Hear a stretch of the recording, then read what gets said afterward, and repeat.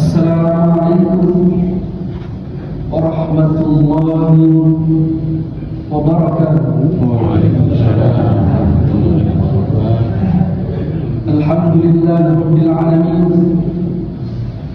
Wassalatu wassalamu ala asyrafil anbiya'i wal mursalin sayyidina Muhammadin wa ala alihi wa sahbihi ajma'in.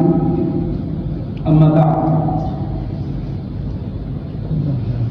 Pertama-tama saya ucapkan terima kasih kepada Bapak Kiai Haji Sahrwandi selaku Ketua DKM Masjid At-Taisir.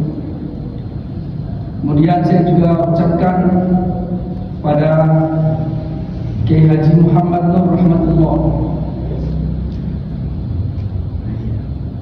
Beliau kencang saya. Bapak-bapak dan nggak ada ibu. Bapak-bapak sekalian, kencang-kencang, kucing-kucing, ibu-ibu ada di atas. Ada ibu.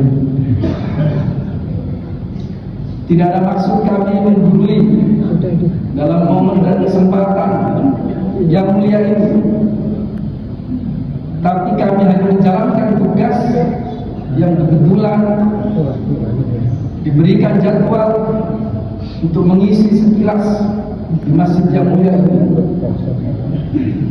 Alhamdulillah wa syukurillah, tidak terasa kita bersama-sama telah menjalankan ibadah puasa lebih dari setengah bulan. Tidak lain dan tidak bukan, itu adalah taufik dan hidayah Allah Subhanahu wa ta'ala. Karena tanpa taufiknya kita tidak akan kuat untuk menjalankan aktivitas apapun, termasuk ibadah, apalagi puasa. Puasa ibadah yang disebutkan di dalam hadis Rasul sallallahu alaihi wasallam tidak seperti ibadah pada umumnya. Jika ibadah-ibadah yang lainnya diberikan oleh Allah hitungannya, melakukan sekian akan mendapatkan sekian, sedekah sekian akan dibalas 10 kali lipat dan selebihnya. Tapi puasa tidaklah demikian. Wa ana ajzi bihi. Allah langsung mengatakan melalui hadis qudsi, saya langsung yang membalasnya. Itulah mengapa puasa memiliki makna dan rahasia yang disebutkan oleh para ulama, dijelaskan oleh guru-guru kita. Bapak-bapak dan ibu-ibu sekalian, puasa memang bukan ibadah khusus umat Islam, umatnya Nabi Muhammad SAW. Karena sebelum umat Muhammad SAW,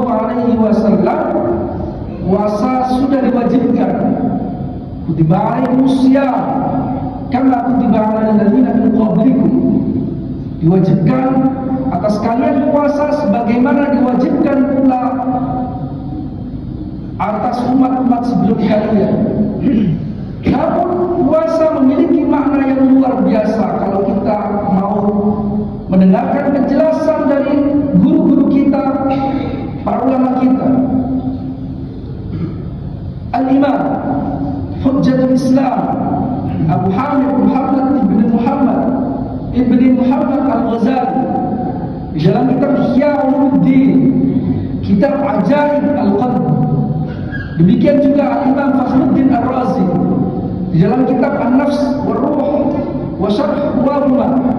Demikian juga Al-Imam Jalaluddin Ad-Dawani di dalam kitab Haqiqatul Insan. Mereka menyebutkan bahwa sebenarnya manusia hakikatnya bukan sekedar fisik belaka. Manusia bukan badan kita saja, tak. Manusia juga merupakan ruh. Orang yang mengingkari ruh berarti mengingkari syariat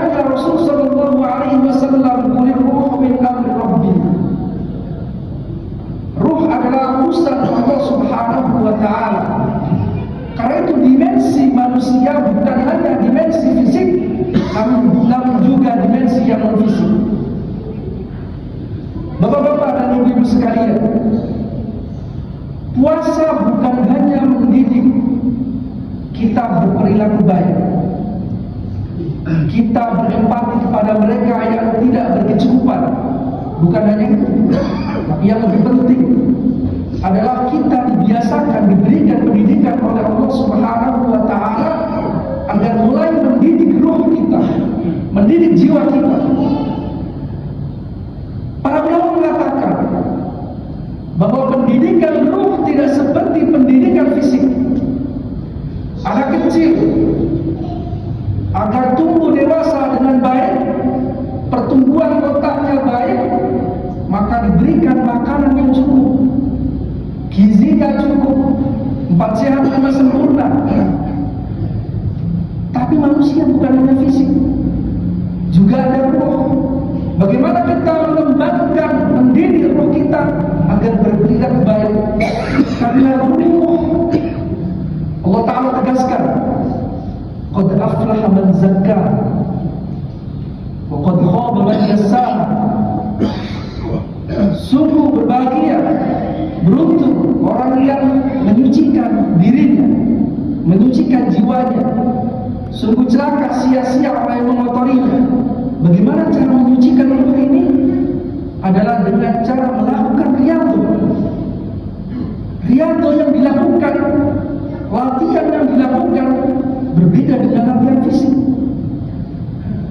Jika makanan tubuh kita adalah benda-benda fisik, maka makanan ruh kita adalah meninggalkan, mengurangi, meminimalisir keterikatan ruh dengan hal-hal yang dunia materi. Karena itu kita dididik dengan puasa. Puasa itu pada dasarnya, kata para ulama, menjaga, menahan dari makan dan minum. Mengapa sih makan dan minum harus diatur? Karena Allah mengatakan, wa kulu washrabu wa la tusrifu, innallaha la yuhibbul musrifin. Berlebihan. Kita mulai umur 1 hari di dunia diberikan makan, terus dibiasakan makan, dibiasakan minum. Tapi bagaimana cara melatih, mendidik ruh kita adalah dengan mengurangi sedikit demi sedikit makanan-makanan fisik. Ruh ini pendidikannya berbeda dengan pendidikan fisik.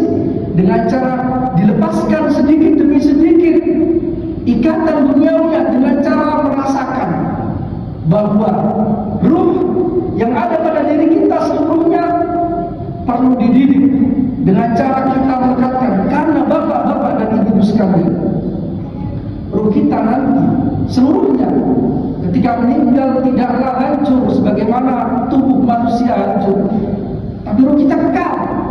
Ruh kita nantinya yang merasakan ketika orang di alam barzakh, ketika disiksa, bahkan ketika diberikan nikmat, ruh kita yang merasakannya. Maka dibiasakan makanan rohani adalah ibadah-ibadah rohani. Demikian juga karakter puasa ini. Puasa adalah pendidikan. Bagaimana kita mulai merasakan nikmatnya tidak makan. Kita seperti menyerupai malaikat. Bapak-bapak, malaikat tidak seperti manusia. Malaikat tidak makan, malaikat tidak minum, malaikat tidak menikah, malaikat tidak melakukan aktivitas-aktivitas yang biasa dilakukan oleh manusia. Mengapa? Karena tugasnya malaikat adalah tasbih, takbir, tahmid, tidak membutuhkan hal seperti itu. Maka roh kita diberikan oleh Allah Subhanahu wa Ta'ala kegiatan aktivitas yang seperti malaikat. Makanya Ar-Ruhul Amin di dalam Al-Quran adalah malaikat Jibril. Malaikat adalah sebangsa ruh, makhluk yang diciptakan oleh Allah sebangsa ruh. Karena itu bapak-bapak dan ibu-ibu sekalian, maka ketika orang berpuasa, apa yang dilakukan? Melepaskan sedikit demi sedikit belenggu duniawi dengan cara tidak makan, dengan cara tidak minum. Kita nanti ketika siang hari terik, kita merasakan haus. Coba diingatkan, banyak sekali orang yang sebenarnya merasakan ketika dia mulai puasa,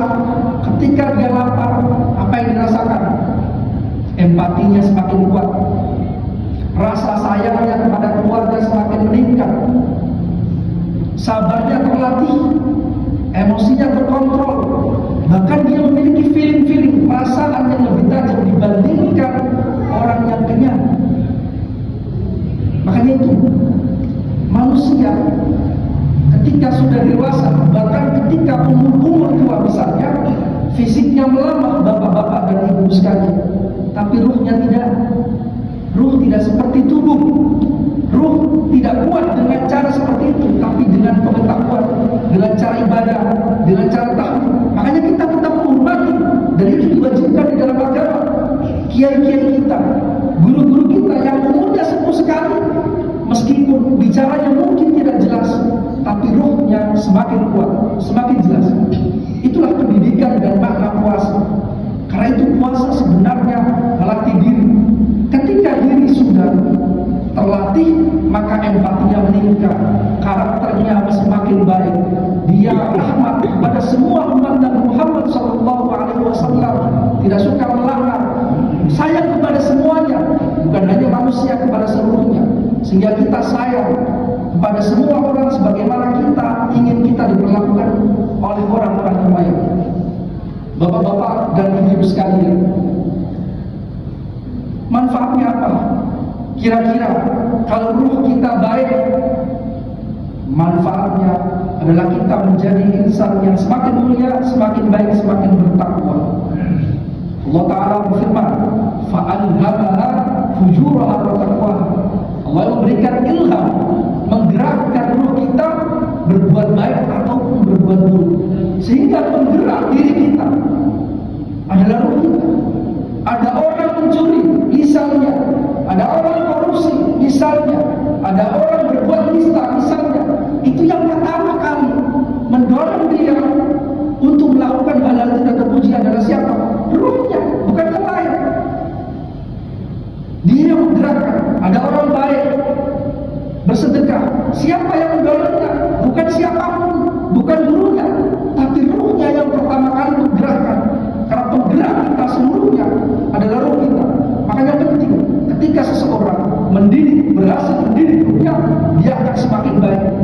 Coba dibayangkan, andai kata di satu negara tidak ada satupun orang yang memiliki ruh dengan baik, maka hancurlah dunia ini, hancurlah negara ini. Karena hakikat negara adalah rakyat, hakikat rakyat adalah kumpulan keluarga, hakikat keluarga adalah kumpulan individu, anggota-anggota keluarga. Maka cara memperbaiki peradaban, memperbaiki negara adalah pertama kali mengawali dengan cara kita mendidik diri kita pertama-tama. Ibda' binafsika fadhiha amdhiha fa idza tahat anhu fa anta hakim. Mulai dari diri sendiri. Jika telah baik, maka dia akan menjadi orang yang bijaksana, orang yang baik.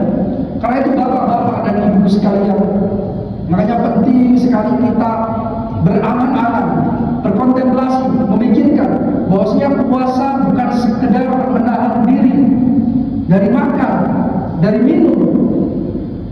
Tapi Imam Ghazali mengatakan ada puasa al-khusus, puasa orang khusus, yaitu mendidik. Jangan sampai kita melakukan perbuatan dosa. Khusus adalah jangan sampai ruh kita tersibukkan dari selain Allah Subhanahu wa Ta'ala. Kenapa? Karena rohnya telah menjadi ruh yang baik dengan cara puasa. Makanya itu Rasul Sallallahu Alaihi Wasallam mengatakan puasa yang paling utama setelah puasa Ramadan itu apa? Puasa Nabi Daud alaihissalam. Mengapa? Karena Nabi Daud berpuasa hari ini, besoknya tidak berpuasa, kemudian berpuasa lagi, gantian. Karena itu mendidik diri, mendidik jiwa, mendidik ruh, mendidik syahwat, agar ketika dia lapar, dia ingin makan, tapi ketika makan, besoknya puasa lagi. Dididik sehingga kita tidak dibelenggu oleh ruh kita yang buruk, tapi kita justru menjadikan ruh kita semakin baik. Ketika baik, maka semuanya menjadi baik. Orang yang baik adalah orang pertama kali ruhnya yang baik.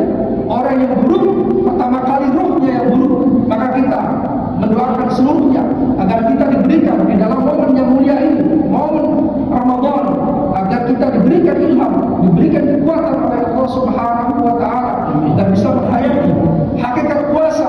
Kita mendidik jiwa kita, mendidik rohani kita.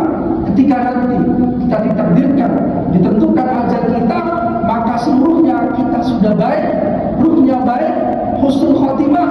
Maka itulah nanti yang bertemu Allah Subhanahu wa Ta'ala di qalbin salim, dengan ruh yang baik, dengan qalbu yang baik. Itulah hakikat puasa. Demikian yang bisa disampaikan pada pertemuan yang mulia ini. Kurang lebihnya terima kasih, mohon maaf atas kelancaran saya. Wallahu muwaffiq ila aqwamit thoriq. Wassalamualaikum warahmatullahi wabarakatuh. Waalaikumsalam warahmatullahi wabarakatuh.